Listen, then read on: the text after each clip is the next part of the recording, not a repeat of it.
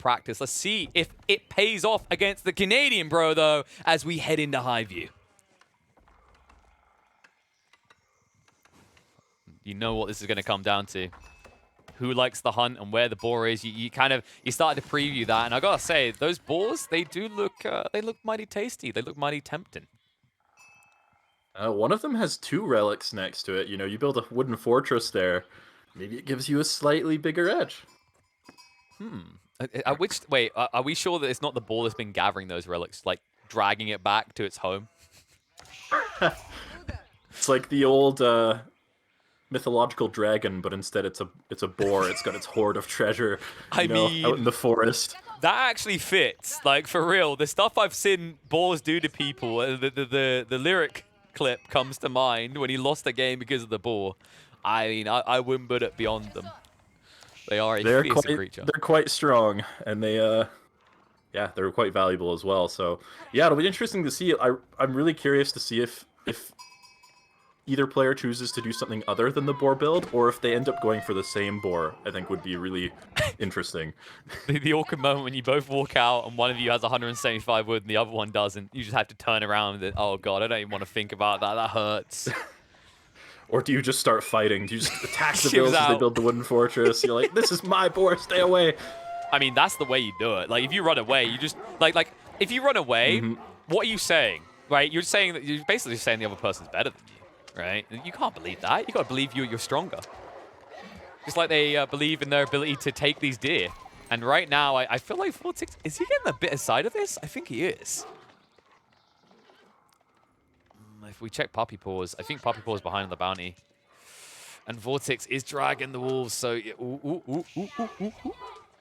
Excuse my monkey might be able to there. sneak one out here. Oh, VortiX is paying attention, though. Yep, and in the meantime, PuppyPaw, like, he's going to try to yoink the deer on the other side. He's like, okay, I'll take the safety. I can't contest you in the center. It feels like VortiX is just getting the better trades right now. I'd expect that. Like, admittedly, they both come from StarCraft background, but I think VortiX in previous tournaments kind of made a name for himself as a cheeky micro boy. Yeah, the important thing here, though, for these players is that they achieve that Tier 2 bounty. If one player is stuck at Tier 1 and the other one's at Tier 2, they could be in big trouble. Although, you know, if you're going to go push for that boar, I think both players will have enough that the boar at least will push them into that Tier 2. Yeah, and it's so much more than just the bounty system unlocking the gathering rates and the hunting camera generation, right? It's a raw chunk of extra resource you have your opponent doesn't. And that's really big at this stage. It's why we never see Roost players building mining camps early on, because they don't need to. Another thing to consider is this does turn into quite the scout flurry, which is a very interesting detail on a map where you have very limited vision. Also, it's something that enables the boar play even further, right? Because we have to remember that scouts, although what the change that was made to them didn't seem like a buff or a nerf, it was actually a buff. Because they used to have 4 damage, and now they have 2, but they attack twice as quick.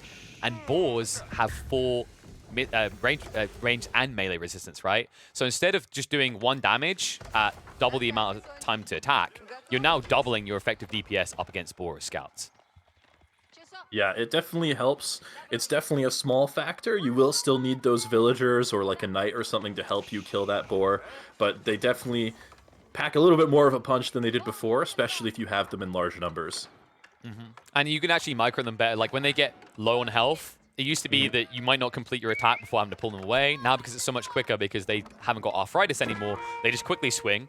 Admittedly, they haven't got arthritis anymore, but they clearly never went to the gym, judging by their 2 damage. It means that you can actually pull them away right on the edge of dying now.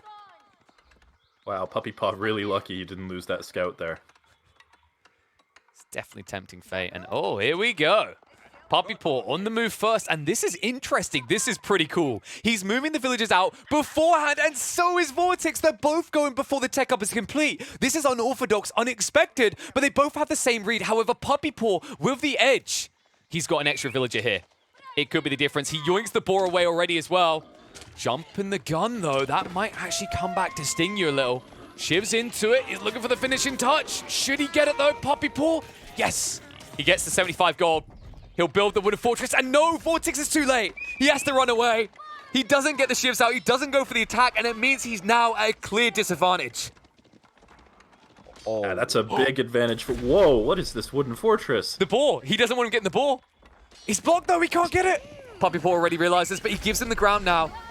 Does he rush out with his shivs? Instead, he's going to allow this to happen. He'll gather from the boar as best he can, but I don't think you can stay here now. VortiX has made the best of a bad situation here. This might just be too far away from the boar in order to get it, right? Even if you get arrow slits with the extra range, does it not reach the boar? It's close. Maybe arrow slits would be enough, and yeah, he is going to go for that. But in the meantime, he's still idling all these villagers for a long time. Oh, PuppyPaw, PuppyPaw, no! They're running back to base. He never built the hunting cabin. He wasn't sure either. So he's just going to take the one load of 25 on each of those villages and run back to base. Actually, I think it's 30 because he has the wheelbarrow. Okay. And now the scouts will rush into Garrison here, looking to punish him a bit. This is just crazy. What is this? He's going to be trying to focus down the vills here, but the vills... Oh, no. Oh, no. Run, little Billy. The scout's going to finish him off. He can't even Garrison it quick enough. The torch is out. VortiX. Well, the scout's being targeted. PuppyPaw, he's not able to attack the right target here. He's attacking the target that heals. And finally, he'll switch over. VortiX trying to micro the villagers away, but it's going to be costly as one by one the villagers are going to go down. At least 2 more are going to die at the end of this, which means overall it's actually going to be a decent trade for PuppyPaw, considering they both built a wooden fortress, but VortiX lost more villagers. And he's still going to lose more. Yeah, as well, also, like, that wooden fortress that VortiX built, it did deny the boar, but it's pretty far away from it with the villagers that are going to be gathering from it, right? So it's not going to be as good at defending it. Oh, and he's going for it. He wants one more villager for his trouble. He might get it. He needs 3 more strikes. Looks like the Garrison just in time will force PuppyPaw away. Might lose 1 scout for his trouble, but overall, PuppyPaw now needs to think, like, do I want to go for the other boar? Do I go for an alternative play? Because although you have now got an economical lead villager count-wise, VortiX has phenomenal gathering rates, right? The boar at 0.9 base compared to sheep at 0.75. Yeah, and I think they both killed an equal number of villagers there, right? But somehow VortiX is up 2 villagers behind this now. So maybe PuppyPaw was distracted by everything that was going on and didn't queue vills, or maybe he was banking on the food from that boar in order to train those villagers, and so he's actually at an economic disadvantage now. Yeah, that's a fair point, right? Because he didn't have a hunting cabin, he didn't instantly drop off, so he was actually carrying 30 food per on, I think, at least 6 villagers made it back. So that's a phenomenal amount of food that would have been missing, especially considering that he's set up this military infrastructure. So he would have been hard on the wood. So PuppyPaw, oof. Using berries while your opponent is on boar with more villagers is not the situation you want to be in. But wait, there's more. There's stone. PuppyPaw has other plans here. It looks like he's prepping to buy for a secondary TC, and now the important detail is whether he can deny vision, because VortiX isn't going for a secondary TC, he's going for Castle Age.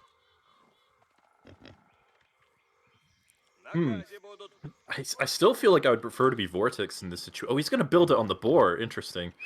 But I still feel like I'd rather be VortiX in this situation because when you get, like, even though your opponent's going to build a second town center, you can age up, you can get the better tech, and then you can start picking up those relics, and you'll have both the economic, you know, kind of equality, but also the better units. And it looks like it's just going to be a wooden fortress for now. Well, he spent the stone elsewhere. What did he do with the stone? I think he sold it. No, that doesn't make sense, because he had 250. So he got the upgrades on the wooden fortress close to base, right? That must be it. There must be arrow slits on that wooden fortress, yeah. This is a very weird set of options that PuppyPaw is choosing to engage with. And you know what? I'm on board with you now. I kind of feel like I'd rather be in... Wait, no, we were lied to. We were right. The names are the wrong way around. Now it makes more sense. So you knew something was up. Well played. Like, you kind of played with Mitoe, but you knew someone was wrong. This makes more sense. 1 villager up, now even, but look at that. VortiX is going to be the player going for the second TC, while PuppyPaw is playing blind on 1.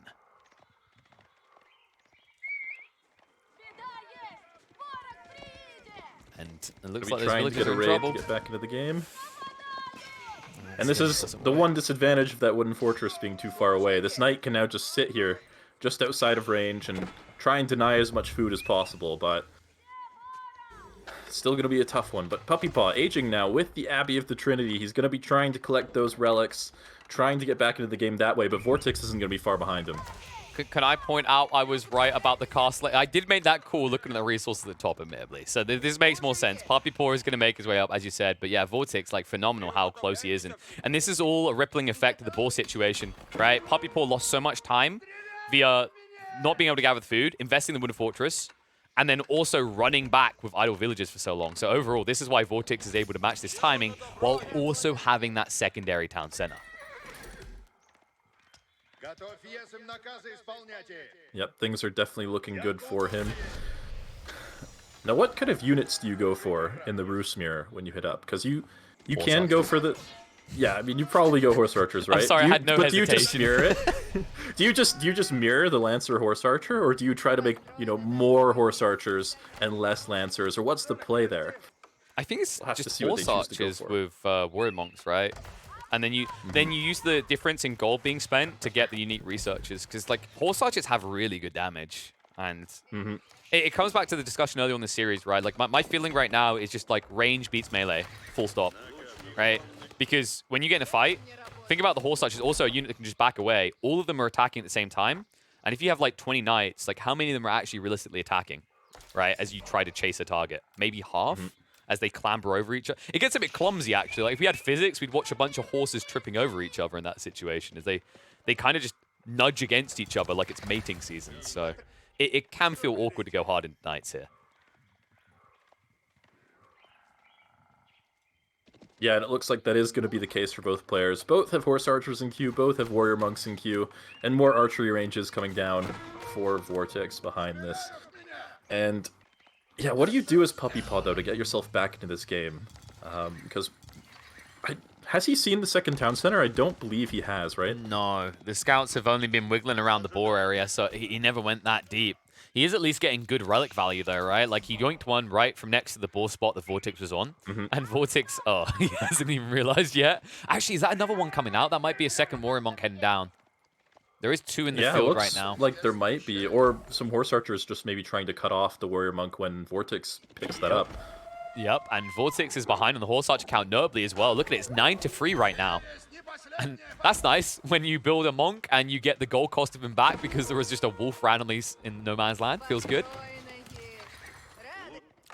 This could easily be 4 relics for PuppyPaw.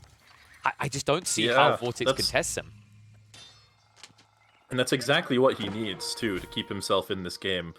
He doesn't know it, of course. Like, he doesn't know that he's this far behind in economy, or will be in a minute after this town center keeps working. But, yeah, if he can secure most of the relics, that'll put him in a decent spot to have a chance in this game. No way VortiX sneaks this. Villagers coming back as well. There's a lot of eco value here. Yeah, but I think he's been spotted. The Horse Archer wiggling to the side. Scout's going to see it now, and there it is. Attacks come in. VortiX needs to wheel it back. Tries to go for the wall log play. PuppyPaw trying to be efficient here, going for it. It's going to be close. Just about gets it in time. Looks like that wall log was less than a second away from completing. Now the villagers were also spotted, so that's going to be 6 villagers down the drain. The only good side of this for VortiX is that with that TC not being scouted yet, PuppyPaw might just go to cruise mode, feeling that he's now miles ahead. Yeah, and this is what PuppyPaw needs to keep up in this game. Of course, like as you mentioned, like he might not know it, so he might just be cruising, but he does have a slight military advantage for the moment with the Horse Archers. Those villagers are going to be... I guess they're going to have to find some work as lumberjacks next to the Wooden Fortress, as they can't get home at the moment. But yeah, now he's got 4 relics on the way home, and VortiX only has 1. Yeah, VortiX is a small 1 relic boy, and we'll just have to see what he can do with that. He's at least got 2 TCs to bolster him up, but PuppyPaw's now there as well. He went for the second TC late. This is more standardized, actually. This is what we've seen a lot more Roost players do. They get Castle Age, get the first units out, start gathering those relics, and then go for a secondary town center. And this is going to be beneficial for PuppyPaw. He might now assume that VortiX also has a second DC, not knowing how early he got it. But because he's got 4 relics, the difference just doesn't matter. Like, he's miles ahead. He has essentially 10 extra villagers in his eco due to these relics. Yeah, he's actually ahead in economy now with that second town center going up, so things are looking good for him. We were a bit worried for a moment, but it seems that he got the better end of the trades and with the Warrior Monks there, and he's got some good opportunities now to follow up. Yep, and the Horse Archers continue to escalate. PuppyPaw could afford to be pushing more right now. As you can see, VortiX is starting to close upon the number. Well, at this rate, it is going to be VortiX slightly falling behind. I think he's got an awkward transition to the new pocket ecos ahead of him, something that PuppyPaw might be able to exploit with his position on the map. In fact, right now, like the concern is how much is in that south corner. It looks like the deer is going to sustain VortiX down there, away from the front line. And you can see that PuppyPaw, he is assessing the situation, assuming there is some sort of pocket eco, but he's looking in the wrong direction. Meanwhile, VortiX is going to discover the wooded fortresses. We'll try to dive past them. Snipes out 1-2 villages, but you see how lethal these wooded fortresses can be on both sides as PuppyPaw goes in for the dive. The standardized dive coming out is less effective up against the roost, though, because these outposts can garrison 8 people inside, and it also adds in additional arrows fired back at you. A few idle villagers will be picked apart, though, as PuppyPaw shifts out the other side, but that does cost him the military lead. However, he is now transitioning. It looks like PuppyPaw began to switch over to crossbowmen, an interesting choice when you're only up against horsemen. Horse archers, rather. Yeah, it's going to start putting him behind, potentially, in military, but... I mean, the only reason you would build crossbows is because you're expecting your opponent to make knights. But as you said, like, it doesn't really even make sense to make knights in this matchup, so... No. Especially with the damage on horse archers, right? Like, the missile resistance of knights isn't that high, especially if you don't get all the tech ups. So it does feel kind of perplexing at this point. Maybe it was a misclick because PuppyPaw's not built any more crossbowmen since. Instead, he's now going into the knights himself. Knights that he still does need to upgrade as well, as they are only feudal. Yeah, but he does have a lot of gold coming in, so he will be able to afford those upgrades, but... I mean, he's not training any more knights at the moment. He just trained the one, but he could potentially build some more stables in a moment. He does need some way to spend this gold, so maybe that's the plan. It's actually starting to feel like PuppyPaw just has a very bugged keyboard and his W key isn't working correctly. Like, you know, he's built the archery range W key unit. Now he's done it with the stables as well. Kind of a weird choice here. Just have to see if there is an intent to go deeper into it, because right now VortiX is making a simple numbers game with the horse archers, and the horse archers trying to dive in. One side has warrior monks, the other doesn't, and PuppyPaw can utilize that. If he can get through his own formation, these attack clicks are actually slowing him down every time. So his warrior monks are never getting in range, which means he's not getting that buffed up damage. But he does still have more numbers. He has more horse archers here, and these trades are going really well for him. But the wooden fortress probably gonna... Well, you might just want to just keep chasing this and kill as many horse archers as possible. Dive. He doesn't care. He's got boy's fortitude. Barely feels it.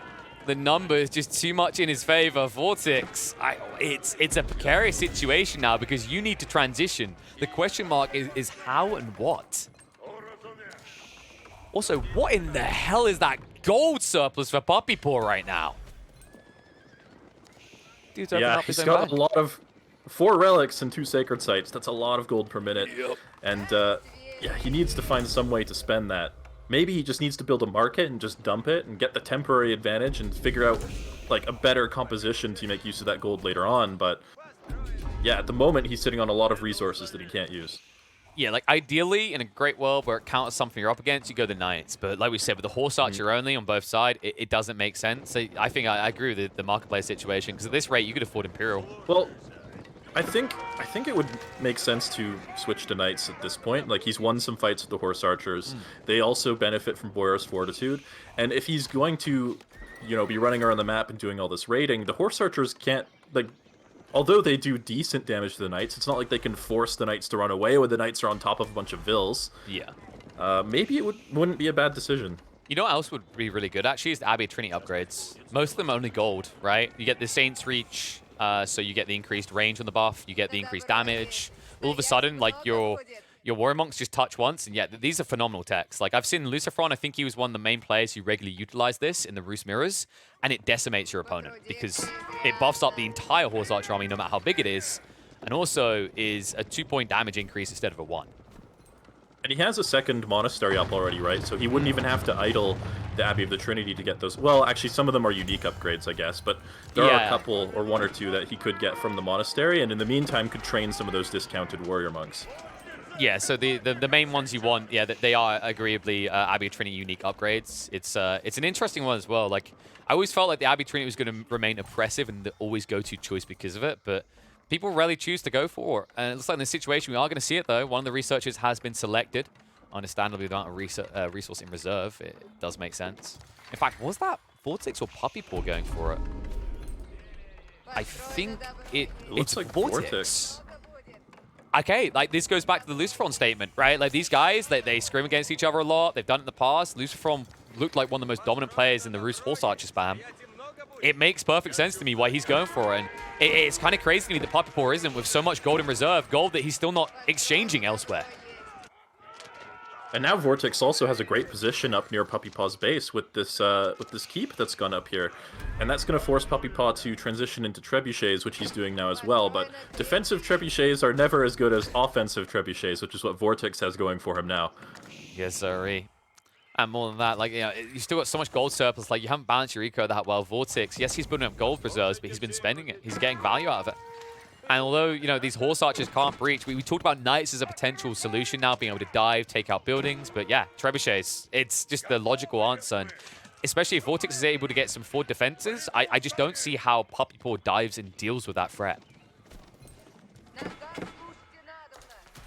I think we are going to get the forward defenses.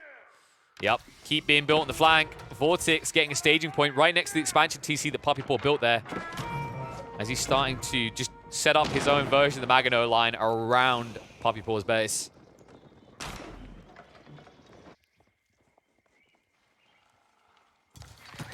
PuppyPaw. Can he actually get enough trebs quick enough before it becomes a threat back the other way? Like, yeah, it's going to be tough. Is it starting to feel like a little bit of a misplay by PuppyPaw? Like, I just keep looking at this gold. I keep thinking about this gold right now. I feel like with this amount of resources in reserve, he should have been miles ahead by now. But it's just been sitting there. Like, he hasn't been able to spend it. And because of that, he kind of lost that tempo advantage he had after he won the trade with the horse archers. And yeah, now VortiX just slowly constricting the map, taking away PuppyPaw's options with the villagers, and there looks like to be a raid on the north of the map potentially. There's a lot of PuppyPaw's villagers up there. Up the north, Lidicor, the north. There were a lot of his villagers here. Not for long. Oh, God. Yeah. Oh, God. I mean, at least he's got textiles, and at least he'll now address it, but this still stings. And he's also exposed himself in a different way. Information. VortiX now understands how woodstaffed he is. So if VortiX wraps to the north side, PuppyPaw's done.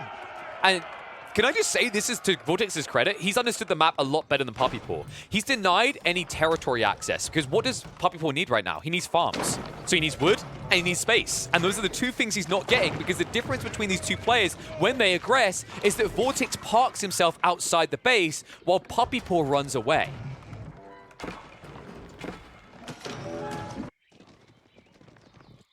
Wow. I mean... Folks, this is looking like this might be a very long series to open the day, because unless PuppyPaw makes some big switch soon, this is looking like it could easily be going towards a 7th game. Yeah, definitely looking good for VortiX at the moment. Population, though, is still dead even. Economy slightly in favor of PuppyPaw still with those relics. He just needs to find a way to use it. That being said, though, VortiX is actually the one stacking a lot of gold now. And, I mean, military is dead even. It's just... We'll see what VortiX can do with these trebuchets. Like, he needs to get some damage here. The Skeep, though, is going to go down as PuppyPaw currently has more trebuchets than him. And, like, honestly, maybe the game, even though VortiX has all this control, he's still not, or control the map, he's not controlling that important part right now, like you mentioned. That wood line at the top is keeping PuppyPaw in this game. And for the moment, as long as VortiX is just sitting at that position and not pressuring the villagers, maybe PuppyPaw is okay for now. Well, it's like VortiX is trying to go for PopCap in the push-in. You can see he's now up to 7 Warrior Monks, and he has got, I think, every single one of the unique upgrades now for the Saint's Blessing.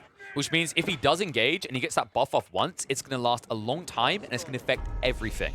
So this could be a very delicate point for PuppyPaw. And you see, PuppyPaw, he hasn't gone for a single damn one. They're all already been researched by VortiX. Oh yeah, my, this could be very, very scary for the Canadian. And I'm it looks like now he is transitioning to knights now as well. And I mean, doesn't that make it even harder though than what it was going to be before? But they are going to be better against the siege weapons, right? Like, they are going to have those torches against the spring ults and the trebuchets here. The wrap.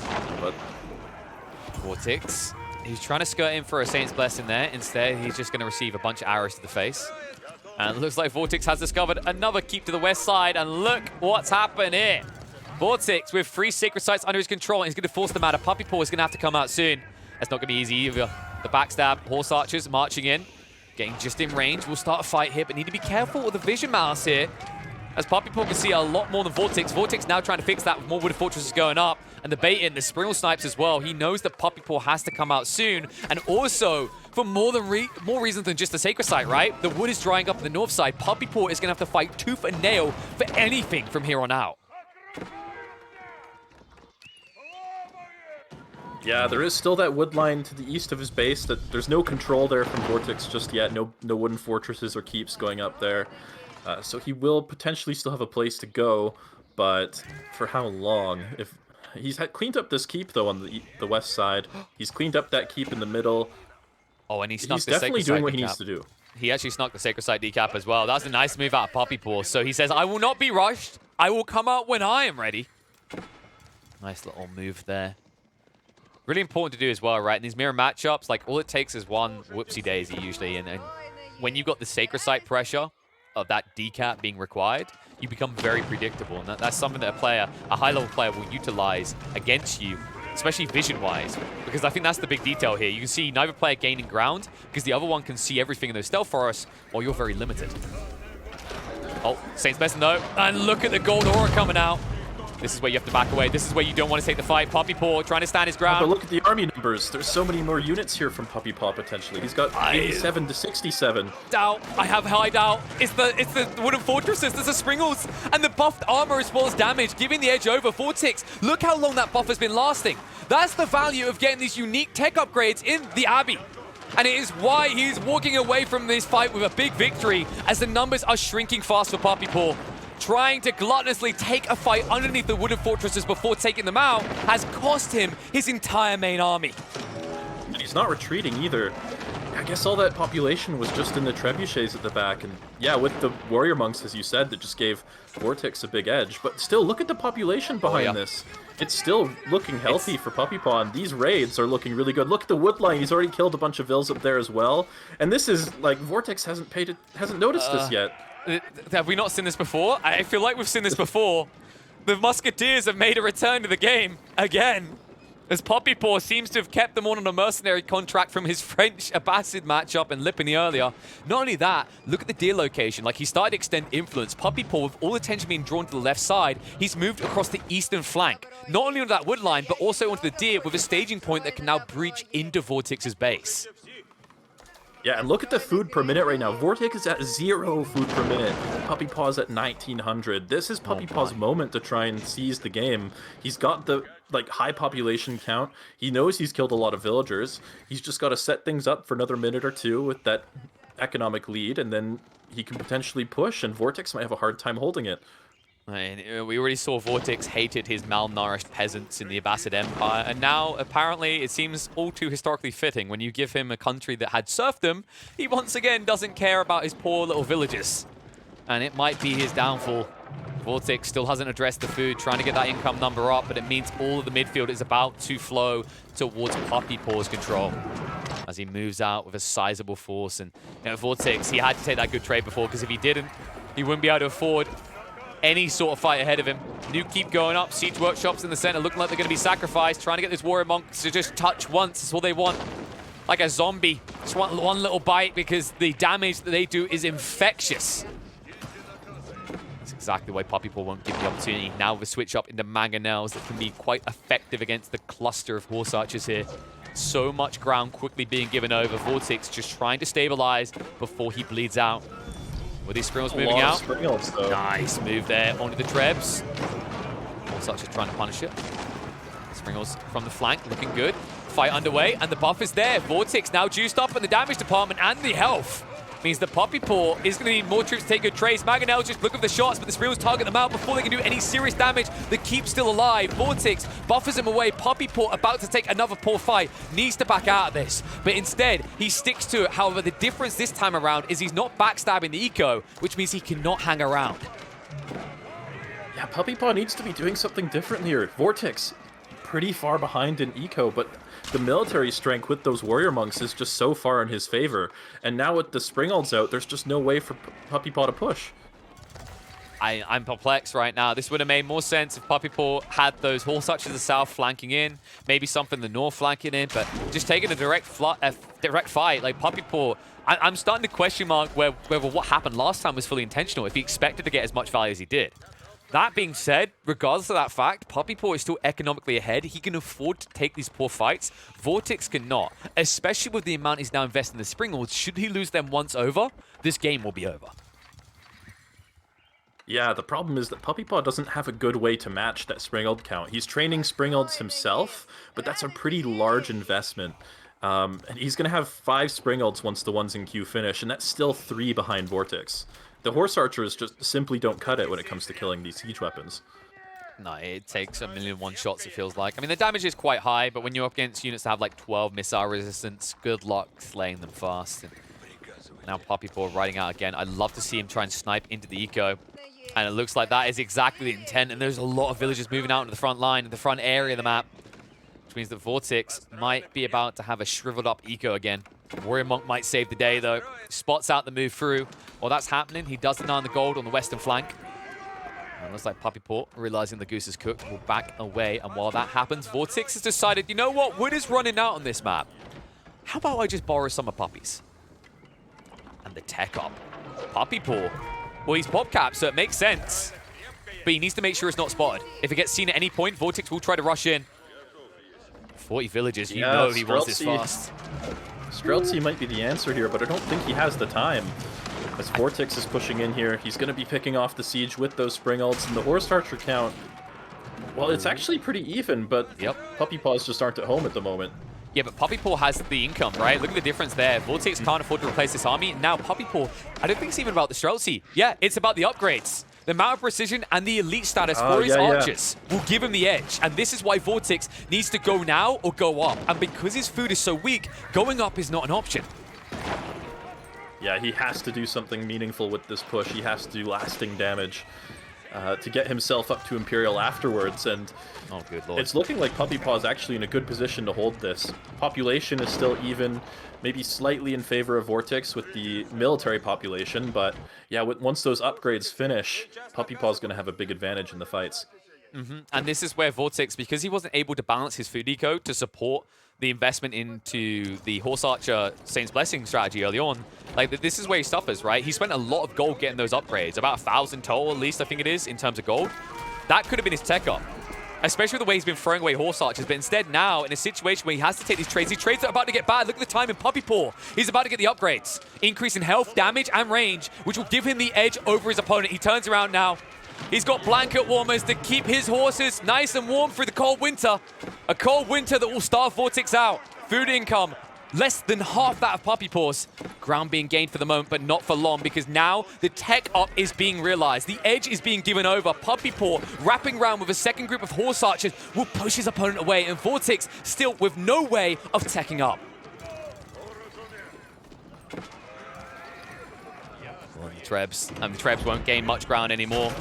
He's holding on for the moment with the fortresses, but it just feels like you are shriveling up now, because not only do you have to deal with these upgraded horse archers, but how about some upgraded siege, baby? Bombards wheeling out, and they are discounted for PuppyPaw because, of course, that high armory reduces the cost of siege from any workshop nearby. Okay, that's not the way to brag about it. A bit ambitious about the positioning from PuppyPaw there with the bombard, but still. Yeah, but this horse archer upgrade has also solved another problem for PuppyPaw, where now that with the extra couple of damage points they have on that, they can cut through that armor a little bit more effectively on the siege weapons, and that's going to mean the Springald mass isn't going to slow down PuppyPaw's push anymore. Yeah, and it's a fact of, like, now that range increase makes it even less likely you're going to get a Warrior Monk buff, right? So I guess we're making an argument for just tech up into Imperial instead of getting all of those unique upgrades from the Abbey of Trinity in this situation. As VortiX, you can tell by the way he approached this game, there was no plan to go to Imperial. He wanted it to end in Castle. And now that PuppyPaw has snaked his way up, all of a sudden VortiX is in trouble. Even the farmland transitions was delayed compared to PuppyPaw, and he's now miles behind his opponent in a situation where, because he's not pop capped, he cannot even think about teching up. And oh no, speaking of those farms, he can't even use them. Yeah, PuppyPaw not afraid to get out onto the map with these horse archers. One thing that PuppyPaw does really well, where, like, you know, he's under all this pressure, you know, he's got his opponent set up with this big base right in front of him, but he's never afraid to just send units to his opponent's base and try to, like, you know, take trades, get the vills. Maybe he loses a few units if VortiX catches them, but he knows that, like, you know, VortiX isn't going to kill his base in one swoop with horse archers. Like, they don't have torches or anything like that. It's just the slow siege that he has to worry about. Yeah. And it's paying off big time for him in this game. And there we go. Even with the Saint's Blessing, check the damage on these two troops. Like, it's just not good. It looks good for a moment for VortiX, but think about the effective DPS and the effective HP. Edging both for PuppyPaw puts his opponent at a disadvantage, and VortiX now in disarray. This looking like it could easily be the win of the series for PuppyPaw, as he's just relentless at this stage. Even the villagers pulled to the front line to get rid of the keep. New bombards coming out. That front staging point for VortiX is going to shrivel up and die soon, and after that, you're going to be stuck in the mud on your high ground in a base that you can't leave. Yoy. I guess we should highlight how big this is for PuppyPaw, right? Because, you know, he took the loss. VortiX, he took a loss as well. We said on both sides, this series is very important. When you look forward to the final day, or the final round, at least for this side of the bracket, you've got Marine Lord going up against VortiX and PuppyPaw up against Lucifron. Like, PuppyPaw, I feel like, you know, no offense to Lucifron, the easier matchup to worry about in round 3, while VortiX has the #1 seed to worry about in a situation where he already lost to his bro last week, and it looks like he's going to lose to someone else's brother this week. Yeah, it's going to be a tough position for VortiX if he doesn't pull this game together. He is gathering the resources to age now. He's clicking up to the Imperial age, but he just doesn't have the military numbers to hold this. And with all the farms exposed on the front, the vills, building the Spaskaya next to the gold, or next to the, gold and the wood to try and secure these resources. But it just, there probably just isn't enough time. He might not get a chance to complete it due to dead villagers at this rate. Look at the position of PuppyPaw. PuppyPaw not diving to take out the villagers, though. He's going to allow the tech up. And I don't remember the last time I actually saw the Spaskaya Tower built. It's not something you do through choice. It's something you do through necessity. Wow. Yeah, it's going to give him the permanent disadvantage in the siege war against PuppyPaw for the rest of this game. But if it keeps you in the game a little while longer, maybe it's the lesser evil. You have to go for it. And you know, of course, VortiX can't afford to just GG out and say, let's go next, because, you know, this is match point, folks. It's do or die for him. And he really needs to find a way of digging himself out this hole, because with his tech up, look at his military pop cap. He's not fully capped out, and he doesn't have the resources to get him there. Meanwhile, PuppyPaw is building up ridiculous reserves while also maintaining 200 pop cap at all times.